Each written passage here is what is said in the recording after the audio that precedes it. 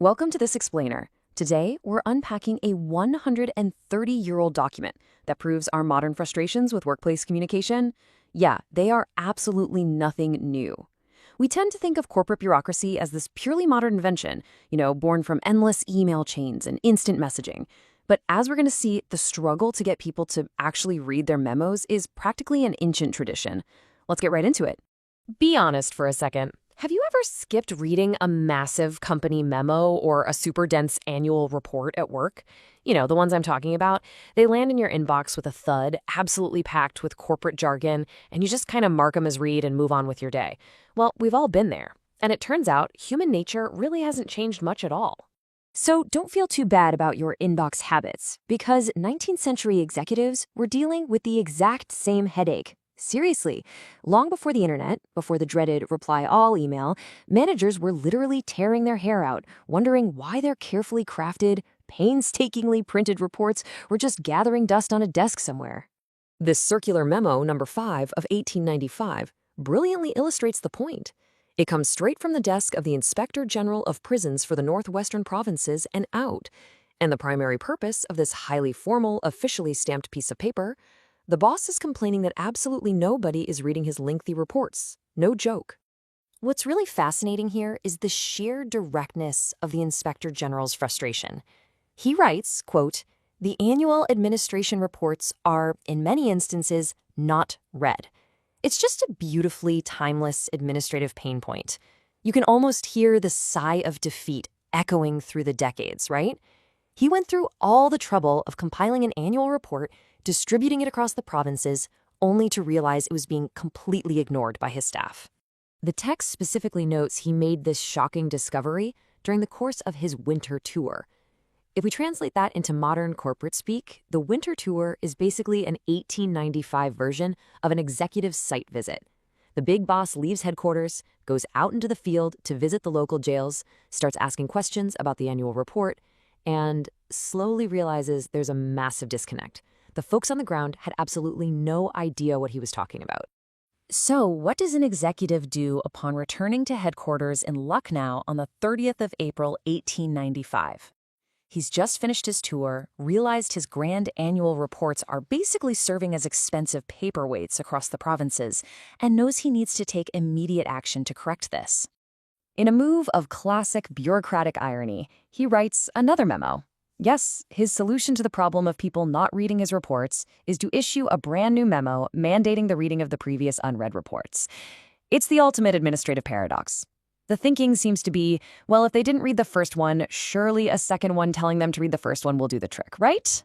The document explicitly lays out how this mandate is supposed to flow downhill through the workplace hierarchy. You start at the very top with Inspector General Tyler. He sends the memo to the superintendents of jails. They are then supposed to lean on the English clerks, who ultimately need to get this information into the heads of the general subordinates. It is a very rigid, top-down chain of command. Tyler actually bypasses the subordinates entirely in his communication, ordering his superintendents to forcefully manage their teams. The exact wording is that the superintendents must, quote, "instruct their subordinates to peruse them in future with great care." Basically, he's putting the onus entirely on middle management. In his mind, it's not that the reports are too long or boring, it's that the middle managers just aren't forcing their teams to peruse them with enough care. But why does he want them read so badly in the first place? He isn't just seeking an audience for his writing. He breaks down his reasoning into two distinct organizational goals.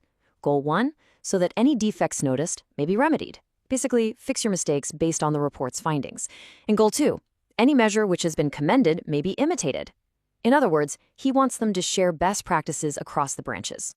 He explicitly argues that if the staff simply reads the reports to fix these defects and imitate the commended measures, the entire system is going to be better off. The memo plainly states, if this is done, he considers that an improvement in the general administration will be affected.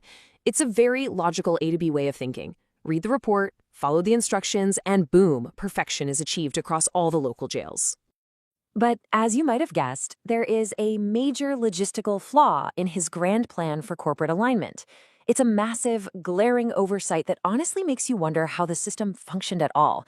And it's one that he casually addresses as almost an afterthought in the very last paragraph of the memo. The problem? A vast majority of the subordinates couldn't read the reports because they were written entirely in English, and the subordinates didn't read English. So what's the Inspector General's brilliant workaround? He simply delegates the monumental task of translating everything to the English clerks. He orders that translations should be made by them for the subordinates' information and guidance, just casually dropping a massive workload on the clerks. So, to recap Tyler's approach to administrative problem solving, it goes a little something like this. Step 1, discover the annual reports are unread. Step 2, issue a new memo complaining about it. Step 3, mandate even more reading. And step 4, rather than actually adapting the communication to the audience, just assign heavy new translation duties to the local clerks. He attempts to solve an administrative failure by creating literal mountains of new paperwork and bottlenecks for his own staff. J.W. Tyler signed off on this memo with all of his formal titles: Knight, Companion of the Order of the Indian Empire, Inspector General of Prisons. And in doing so, he effectively immortalized his very relatable frustration with his 19th century workforce for the rest of history. He literally stamped his name on the ultimate proof that bosses have been thoroughly annoyed about unread memos for well over a century. Which brings us to the ultimate takeaway from this brilliant piece of history. As we look at our own overflowing digital inboxes today, staring down unread newsletters, policy updates, and endless slide decks, it leaves us to wonder, have we actually fixed workplace communication in the last 130 years? Or do we just send our ignored memos a whole lot faster now? Thanks for joining me for this explainer, and hey, next time you ignore a massive company update, just remember, you're participating in a very long, very storied workplace tradition.